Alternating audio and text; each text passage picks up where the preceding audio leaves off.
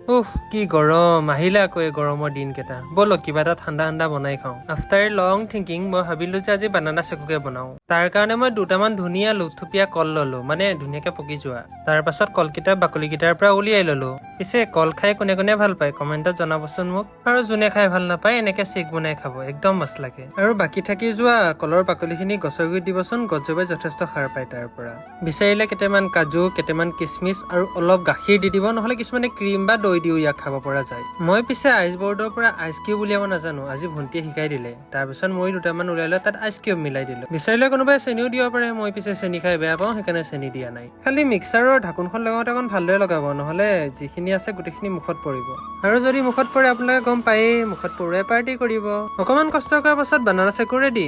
গৰম দিন আহিল, গৰমত জুচ খাবই লাগিব, সেইকাৰণে মই জুচৰ ভিডিঅ' প্ৰায় আনি থাকিম। এতিয়া চেকটো ধুনীয়াকে দুটা চাৰ্ভ কৰি দিছো, এটা মোৰ কাৰণে এটা ভন্টিৰ কাৰণে। আৰু ওপৰতে কেইটামান কিচমিচ দি দিছো। পিছে ইয়াক কিচমিচ বুলি কিয় কোৱা হয়? কিচ কৰি মিক্স কৰাৰ বাবে কিচমিচ কয় নেকি? ভন্টিয়ে খাই লৈ কৈছে যে কলৰ নিচিনা টেষ্ট আহিছে। আৰে বানানা চেক বনাইছো, কলৰ নিচিনা টেষ্ট আহিব ন। আৰু আপোনালোকে কি চাই আছে, যাওক বনাই খাওক পটাপট। আৰু এনেকৈ খাবৰ বাবে ভিডিঅ'টো ছেভ কৰিব নাপাহৰিব।